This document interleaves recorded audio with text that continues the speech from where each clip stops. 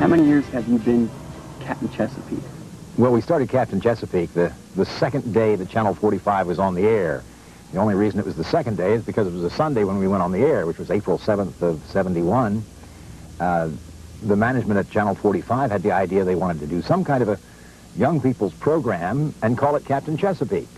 Now, I had been doing a very similar show in another market, so it was a matter of bringing my sea monster to the Chesapeake Bay, Monkey the sea monster, and making him feel at home here. And we practically did pretty much the same show, only from the Chesapeake Bay. Of course, everybody here is so water-oriented, and it's a shame not to be with, 10,000 miles of coastline in Maryland. So it was just a natural to do a water-oriented program. Why has TV 45 excelled for so many years as the premier broadcaster to children? Well, obviously, some of it is management decisions that, in the selection of the programs that are on. I think another thing, too, I think it's because we don't talk down to kids. There's a difference between trying to fool them and pretending with them. Watch children play. They imagine, they pretend, they can pretend this is a skyscraper, they can pretend this is the Queen Mary, they can do anything they want to do. And we pretend with them. And there's a fine line between pretending with them and trying to fool them.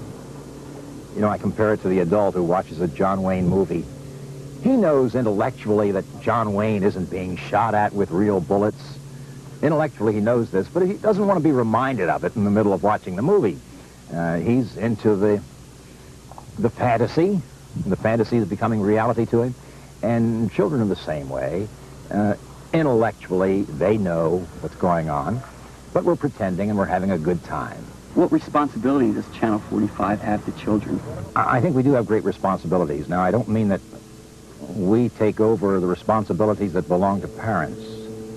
Parents have great responsibilities for their children, of course.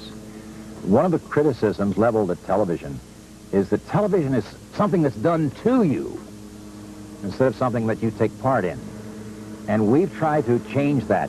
We've tried to make television, in the Captain Chesapeake show, something that kids participate in. One of the reasons why they've never seen Bruce the Bird is so they can use their imagination. Remember radio, when you used your imagination? It was wonderful. Well, with Bruce the Bird, they've never seen him. And yet we've had contests where the crew members drew pictures of Bruce the Bird. Each crew member has an idea of what Bruce the Bird might look like. They've used their imagination. And I think this is important. So they participate in the program intellectually and in a fun way, and they send in the riddles, and it's their program. It doesn't belong to the station anymore. It doesn't belong to me. It belongs to the crew members, and that's important. Mm-hmm. Why can you trust Captain Chesapeake? I think the management of the station takes a responsibility, and I do too, about what goes on there in the selection of the programs, even in selection of commercials that go on the program. There are certain commercials that they just won't accept. There are certain movie commercials that you can't run on Channel 45 in certain hours. And this is not something that we're doing to gain a halo. It's something we should do. It's our responsibility.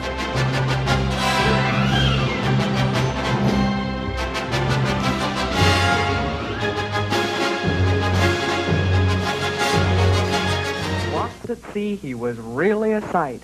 He swam and swam till he thought he'd die, when a wondrous sight appeared to his eye. A derelict boat that saved his life and put an end to his watery strife. Ahoy, crew members! Welcome aboard. This is Captain Chesapeake, and right now, let's start the fun.